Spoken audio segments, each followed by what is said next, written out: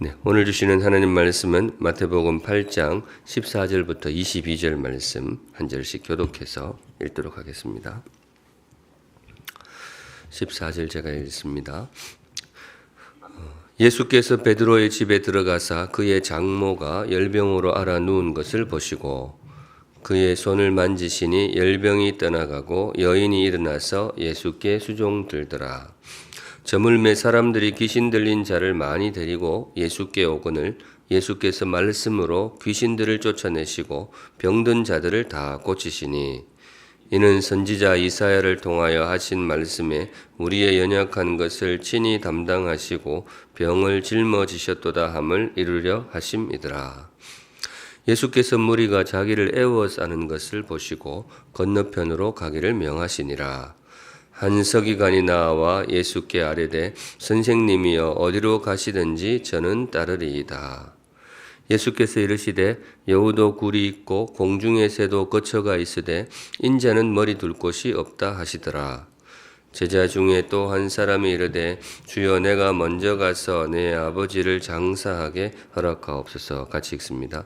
예수께서 이르시되 죽은 자들이 그들의 죽은 자들을 장사하게 하고 너는 나를 따르라 하시니라. 아멘. 네, 이 말씀으로 주님 주시는 메시지 이 아침에 받도록 하겠습니다. 오늘의 말씀은 대가 없는 일은 없다. 제목을 그렇게 잡았는데요. 대가가 없는 일은 없다. 대가 그 일 자리에 일 빼고 열매나 행복을 넣어도 좋습니다. 대가 없는 열매는 이 땅에 없다. 또 주께서 우리에게 행복을 주실 때 대가 없는 행복은 없다. 이런 뜻으로 보시면 되겠습니다. 본문 읽으시는데 두 사건을 연결해서 소개하고 있습니다. 하나의 사건이 아니고 두 개의 사건을 연결하고 있는데요. 앞의 것은 치유 사건이고 치유 사건이 먼저 나오고 뒤의 것은 제자도의 가르침입니다. 치유 사건과 제자도 결이 조금 다른 이야기라고 할 수 있는데 성경이 두 사건을 연결해서 보는 것은 그 두 사건 이면에 하나의 메시지가 흐르고 있기 때문에 그렇습니다. 내용은 겉보기에 조금 달라도 같은 메시지가 흐르고 있는데요. 그 메시지가 바로 오늘 제목이 되겠습니다. 대가 없는 일은 없다. 그런 메시지가 되겠습니다. 먼저 앞 사건을 보시면 베드로의 장모가 열병에 들었는데요. 어떤 병인지 정확하게 오늘날 의학 명칭으로 어떻게 되는지는 알 수는 없지만은 몸에 일단 열이 오른 것은 분명해 보입니다. 예나 지금이나 열이 나면 염려가 굉장히 많은데요. 감사하게도 주님께서 근처에 계시다가 그분을 고쳐주시게 됩니다. 우리 샘물에도 아픈 분들이 많이 계신데요. 우리 모든 성도님들에게 아름다운 치유의 은혜가 임하시기를 우리 주님의 이름으로 축복합니다. 아멘. 질병에서 치유받는 것 모든 분들의 소망인데요. 당시 사람들도 그랬습니다. 예수님께서 베드로의 장모님을 치유하셨다는 소식이 퍼져나가자 근처 동네에 살던 모든 병자들이 다 몰려오게 됩니다. 16절에 보시면 저물매 사람들이 귀신 들린 자를 많이 데리고 예수께 오거늘. 귀신 들린 자로 표현이 되어 있는데 정말로 귀신 들린 사람도 있었을 것이고 아마 고대 시대에 조금 언어적인 측면에서 마음의 병을 앓고 있는 사람들도 아마 그렇게 이해한 경우도 포함이 되어 있었을 것입니다. 어느 쪽이든 아픈 분들이 예수님께로 다 몰려오는데 예수께서 말씀으로 귀신들을 쫓아내시고 병든 자들을 다 고치셨다. 네, 주님께서 그 모든 분들을 치유해 주시는 그런 장면이 되겠습니다. 다시 한번 이 아름다운 회복이 아픔 중에 있는 모든 분들에게 임하시기를 간절히 소망합니다. 귀한 치유의 사건인데요. 그런데 여기서 우리가 눈여겨볼 것이 있는데 이 사건에 대한 마무리입니다. 어떤 사건을 기록할 때 그 마지막 한 문장이 굉장히 중요합니다. 어떻게 마무리를 하느냐. 예를 들어 이렇게 마무리를 할 수 있습니다. 그렇게 건강해져서 모두들 행복하게 잘 살았더라. 이렇게 마무리를 할 수도 있습니다. 동화책은 대체로 그렇게 끝을 마무리를 하게 됩니다. 아니면 이런 것도 괜찮습니다. 주님의 치유 역사는 이후로도 계속되었더라. 주님의 치유 역사의 그 지속성을 선포하면서 이야기를 마무리할 수도 있습니다. 사도행전이 그렇게 마무리를 하는데요. 바울이 온 이태를 자기 셋집에 머무르면서 자기에게 오는 사람을 다 영접하고 31절 같이 읽습니다. 시작. 하나님의 나라를 전파하며 주 예수 그리스도에 관한 모든 것을 담대하게 거침없이 가르치려더라. 이게 이제 사도행전의 마지막 부분이 되겠는데요. 이렇게 마무리를 합니다. 복음이 계속해서 퍼져 나갔는데 막을 사람이 없더라. 그런데 오늘 본문의 마무리는 조금 독특합니다. 오늘 본문의 17절이 이렇게 선포하는데요. 같이 읽어보겠습니다. 시작. 이는 선지자 이사야를 통하여 하신 말씀에 우리의 연약한 것을 친히 담당하시고 병을 짊어지셨도다 함을 이루려 하심이더라. 마태복음의 독특한 마무리라고 할 수 있는데요. 어떤 사건이 마무리될 때마다 이렇게 말씀에 기록된 것을 이루려 하심이었더라. 구약 성경을 언급하게 되는데 특별히 오늘 이 치유 사건과 또 제자도로 이어지는 이 사건에 있어서 그 마무리는 그 일이 일어난 배경에 대한 설명을 하고 있습니다. 어떻게 이런 일이 일어날 수 있었는지, 구약 성경을 인용하면서 어떻게 이런 아름다운 회복의 역사, 치유의 역사가 일어날 수 있었는지 그 배경 혹은 이유를 소개하는데요. 그 내용이 뭔가 하면 대가입니다. 주님께서 대가를 치르셨다. 네. 담당하시고 또 주님이 짊어지셨다. 그 용어를 쓰고 있는데 이게 대가입니다. 마태가 볼 때는 이게 굉장히 중요했던 것 같아요. 치유 사건 자체를 기록하는 것도 참 중요한데 이런 일이 어떻게 해서 일어날 수 있었는지 그걸 기록을 하는 것이 중요하겠다. 이제 성령님께서 주신 마음이라고 믿습니다. 성령님의 인도하심 가운데 마태는 이 사건을 마무리하면서 이런 배경에서 이런 일이 일어났다. 주님의 치유가 그냥 일어난 것은 아니라는 거죠. 단지 그분의 능력이 좋아서 탁월한 의술이 있어서 베드로의 장모님도 그렇고 찾아온 병자들도 그렇고 그렇게 치유가 일어난 것이 아니고 주님께서 그 대가를 치르신 것이다. 이 내용을 꼭 우리 마음에 새겨주기를 원하셨던 것 같은데요. 성령님의 의도대로 오늘 아침 이 말씀이 이 메시지가 저와 여러분의 가슴에 깊숙하게 새겨지기를 바랍니다. 대가 없는 일은 없다. 그냥 되는 일은 없다라는 거죠. 오늘 이 말씀을 마음에 새기는데 이 말씀 앞에서 우리가 품어야 할 자세가 무엇인가 그 자세를 가다듬으면서 주님의 말씀을 마음에 깊이 새기는 그런 시간이 되면 좋겠습니다. 어떤 자세로 대가 없는 일은 없다 이 메시지를 받을 것인가? 우선 첫째 당연한 것인데요. 감사입니다. 감사하는 신앙. 대가 없는 일은 없다. 이 진리 앞에서 우리 마음에 품어야 할 제1 자세는 역시 감사입니다. 성도님들 저와 여러분 감사하며 사는 인생 되시기를 주님의 이름으로 축복합니다. 네, 감사하며 사시면 좋겠습니다. 오늘 주님께서 우리를 감사의 자리로 이끌고 계시는데요. 왜냐하면 이 치유의 은혜가 베드로의 장모님에게만 임한 것이 아니기 때문입니다. 앞으로 우리도 아픔 중에 들 수 있는 그런 상황이 올 수 있는데 주께서 저와 여러분의 질병도 반드시 치유해 주실 줄로 믿습니다. 네, 감사하는 마음으로 받으시면 좋겠습니다. 그런데 몸의 질병뿐만 아니라 우리 주님께서는 정말 치유 중에 치유보다 더 큰 치유 그 선물을 이미 우리에게 해 주셨습니다. 진정한 치유라고 할 수 있는 구원의 은혜를 이미 우리에게 선물해 주셨습니다. 요한복음 11장에 예수께서 이르시되 나는 부활이요 생명이니 나를 믿는 자는 죽어도 살겠고 무릇 살아서 나를 믿는 자는 영원히 죽지 아니할 것이다. 죄로 인해 우리에게 들이운 사망의 질병, 인간에게 찾아온 질병 중에 제일 큰 질병은 이 질병이죠. 죽음이라는 질병입니다. 그런데 주님께서 우리를 거기서 치유해 주셨습니다. 예수 안에서 우리가 사망 권세를 반드시 이기게 될 것입니다. 이 은혜를 우리에게 주셨다는 것이죠. 그래서 우리가 주님 앞에서 품어야 할 기본 자세는 감사이다. 이게 그냥 된 것은 아니라는 거죠. 예수님이 우리를 대신해서 십자가에 죽으심으로 우리에게 이 선물이 주어졌습니다. 로마서의 언어로는 이렇게 선포를 하고 있는데요. 이는 그리스도 예수 안에 있는 생명의 성령의 법이 죄와 사망의 법에서 너를 해방하였음이라. 베드로의 장모님을 열병에서 치유했듯이 주님께서 우리를 죄와 사망의 질병에서 치유해 주셨다. 이 선포인데 이 놀라운 일들이 어떻게 가능하게 되었느냐? 오늘 17절 우리가 보았던 17절이 바로 그 비밀을 선포하고 있습니다. 다시 보시면 이는 선지자 이사야를 통하여 하신 말씀에 구약 성경에 이미 이게 선포되었다는 것이죠. 우리의 연약한 것을 친히 담당하시고 병을 짊어지셨도다. 주님께서 우리의 질병을 짊어지시고 주님께서 우리의 죽음을 짊어지시고 그분이 대가를 치러주셨기 때문에 우리에게 구원의 은혜와 치유의 은혜가 임하였다. 그 말씀이 되겠습니다.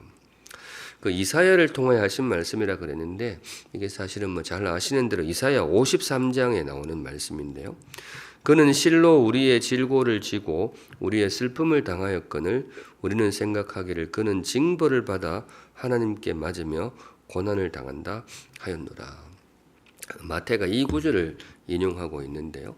사람들이 생각하기에 어떤 분이 징벌을 받아서 매를 맞고 고난을 당하는 한 분이 있을 것인데 저 사람이 무슨 죄를 심각하게 지었나 보다 그렇게 착각하겠지만은 그게 아니라는 거죠.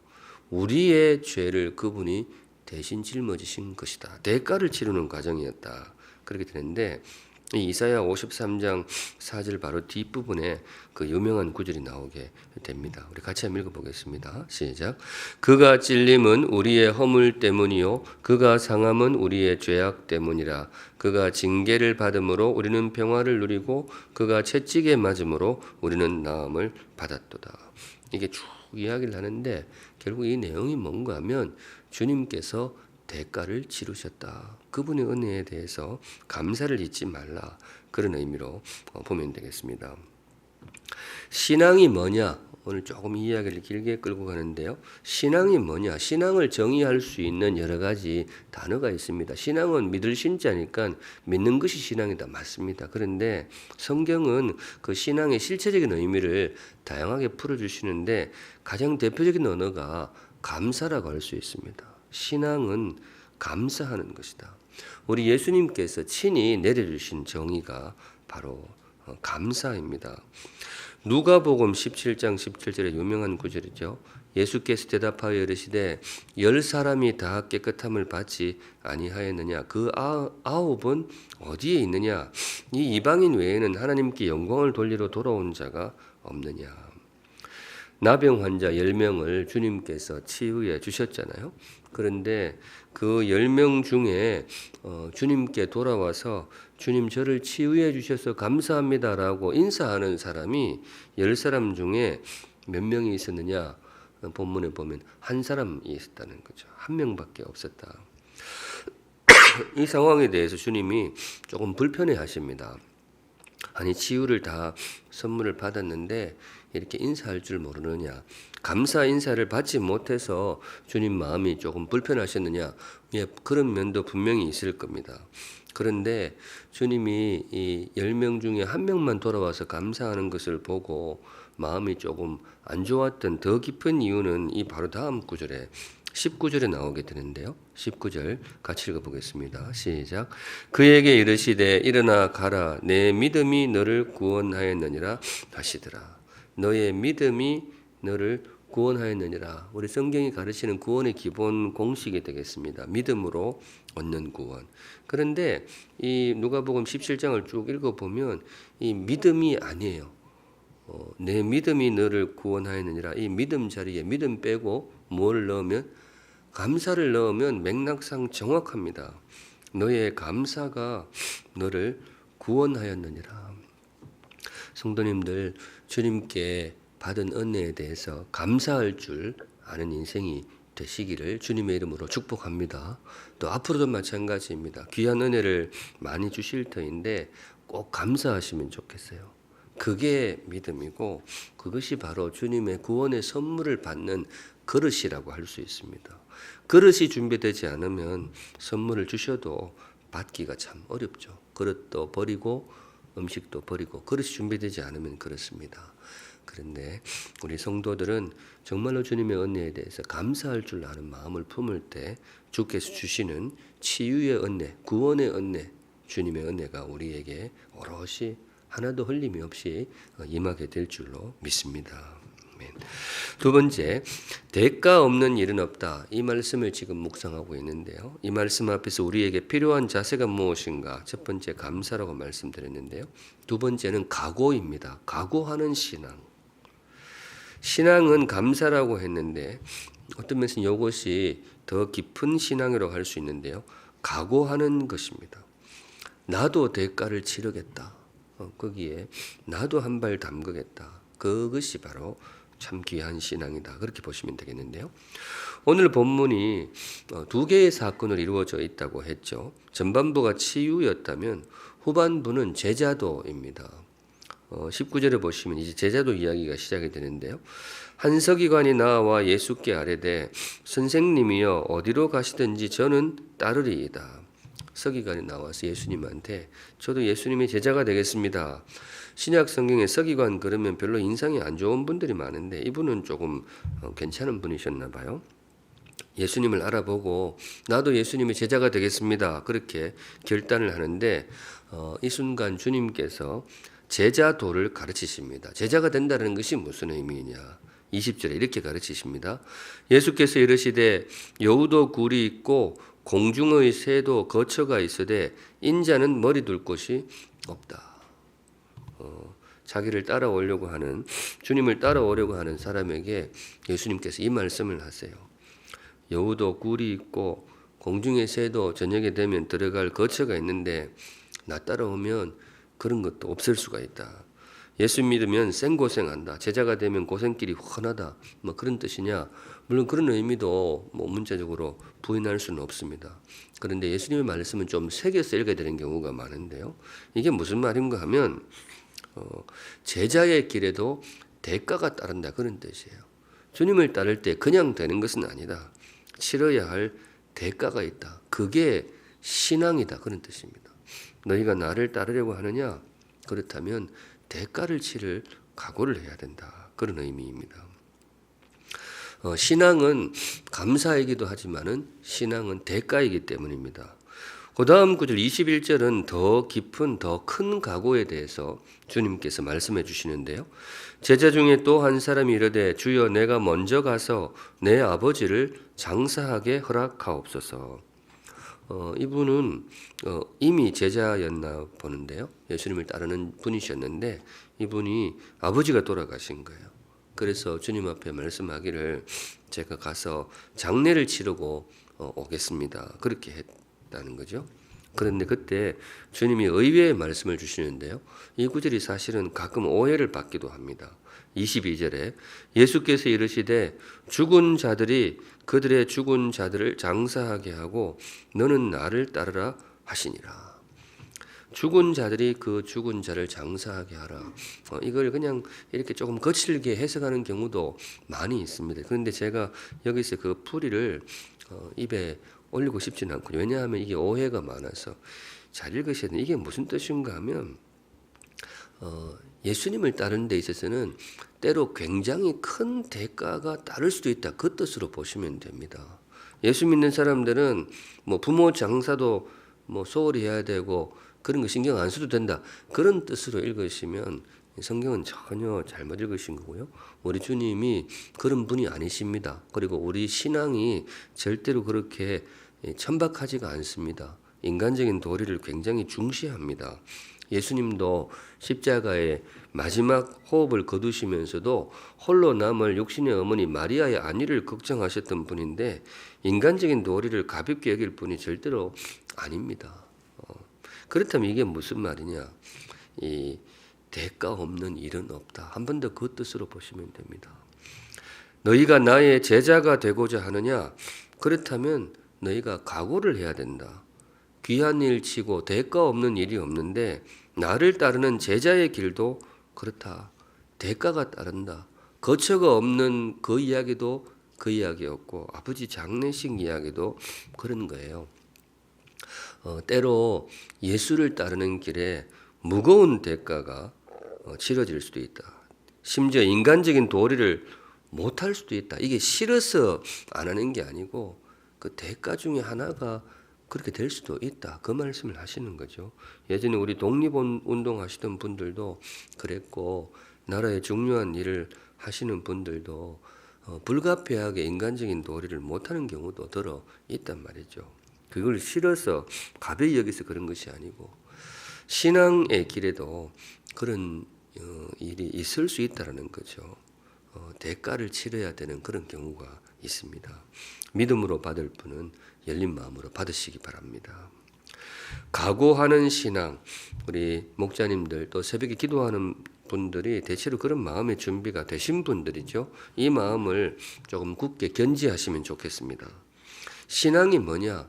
신앙은 주님의 은혜를 누리는 것도 신앙이지만 나도 주님의 수고에 일정 부분 참여하겠습니다. 그렇게 하겠습니다. 라고 각오하는 것, 이것이 정말 귀한 신앙입니다. 저와 여러분 그런 신앙의 길을 걸어갈 수 있기를 간절히 소망합니다. 주님은 그런 일꾼들을 찾으시는 거죠. 마지막으로 대가 없는 일은 없다. 이 말씀 앞에서 우리가 품어야 할 자세가 무엇인가? 다시 마지막으로 다시 한번 이 단어를 마음에 새기려 합니다. 기대입니다. 기대하는 신앙. 앞에서 감사하는 신앙, 각오하는 신앙 이야기했는데요. 이 대가를 치르는 이 신앙, 이것은 희생일까 아니면 행복일까 그 생각을 하게 됩니다. 성도님들, 주님을 따르는 길에 우리가 대가를 치르는데 이것은 희생일까요 아니면 행복일까요? 질문에 의도가 이미 들어 있습니다만 둘 다죠. 분명히 대가는 희생이고 수고입니다. 고난일 수 있습니다.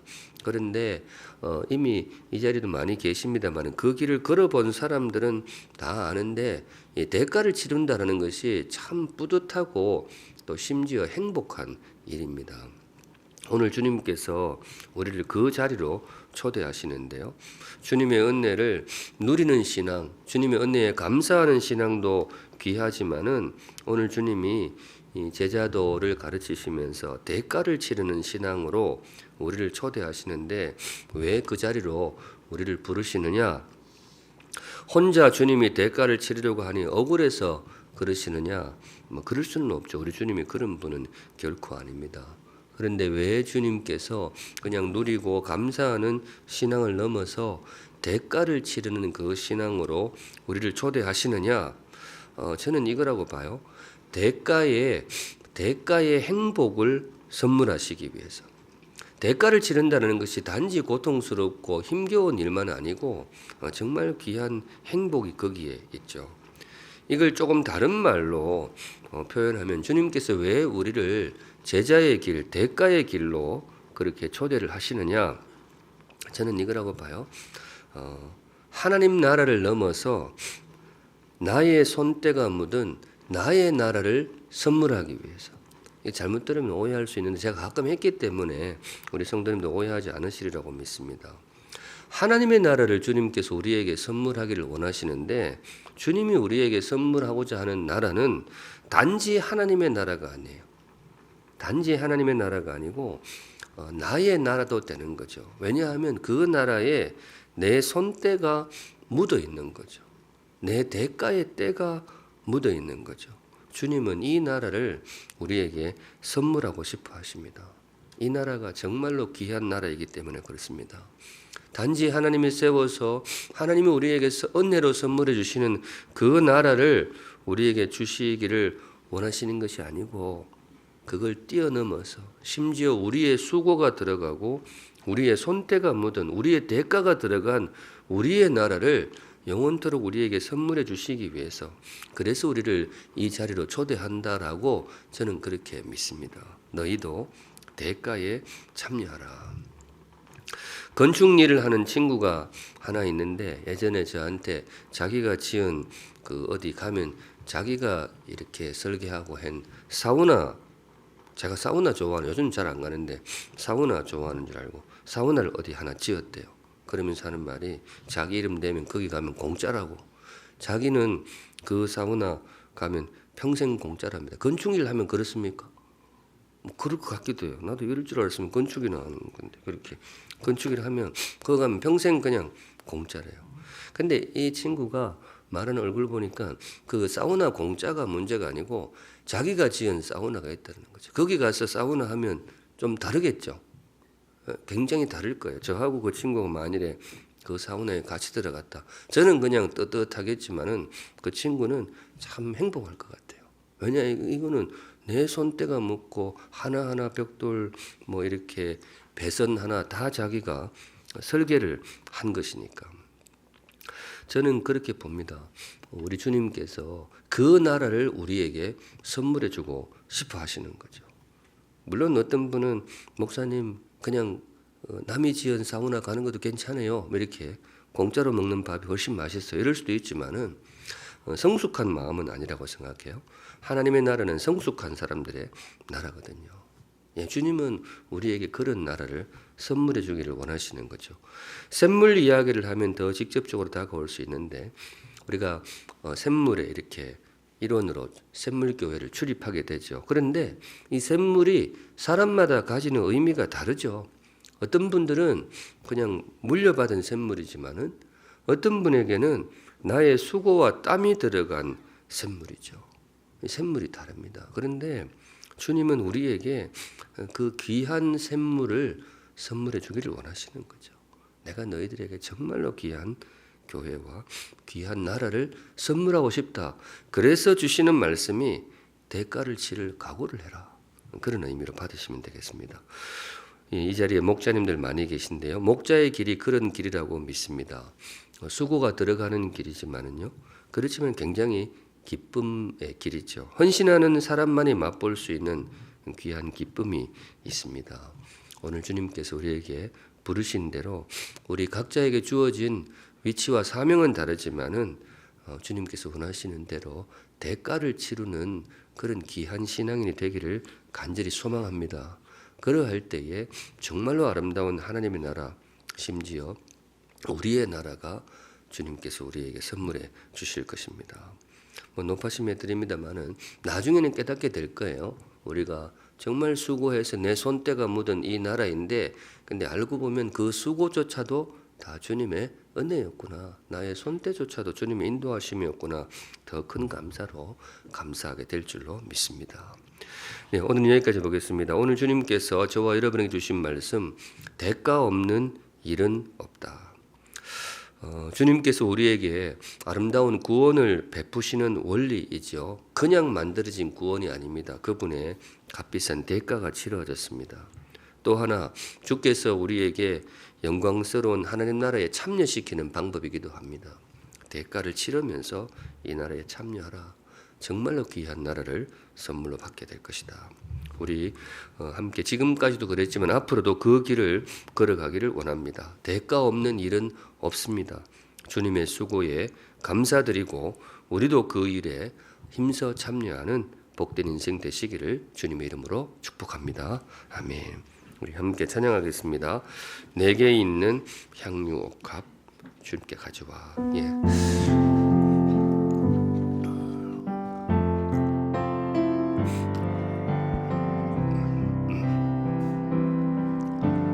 내게 있는 향유옥합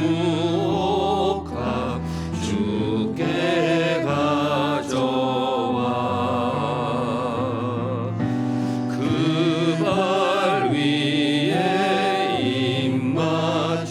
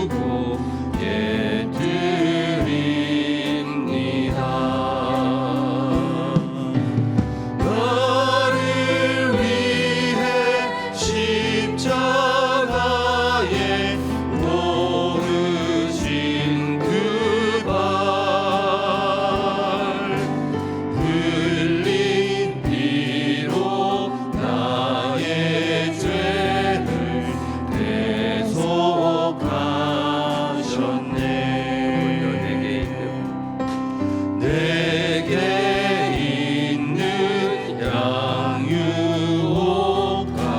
주께 가져와 그 발 위에 입 맞추고 깨뜨립니다.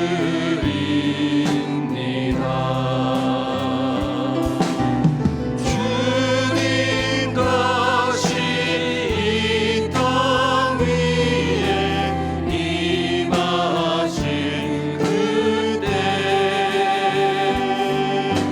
주의 크신 사랑으로 날 받아주소서.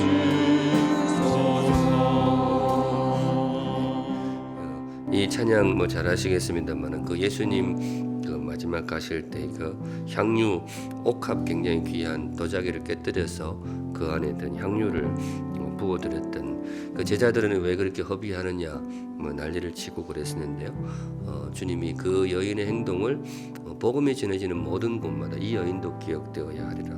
왜냐하면 이분이 감사할 줄 아는 분이셨거든요. 주님이 치르신 대가를 알고 자기도 거기에 참여할 줄 아는 그런 분이었기 때문에 그렇습니다. 이 시간 함께 기도하실 때에 오늘 주신 말씀대로 주님의 은혜에 감사를 드립니다. 우리 그 차례대로 한번 기도하도록 하겠습니다. 제일 먼저 늘 감사하며 살지만은 주님 나를 위해 희생해 주신 주님의 십자가의 대가에 감사를 드립니다. 내가 주님의 은혜로 이 자리에 서 있습니다. 우리 자신의 정갈한 언어를 써서 주님의 은혜에 주님의 대가에 감사하는 기도 다 같이 하나님 앞에 기도하시겠습니다. 거룩하신 하나님 아버지, 우리 성도들과 함께 주님의 은혜에 다시 한번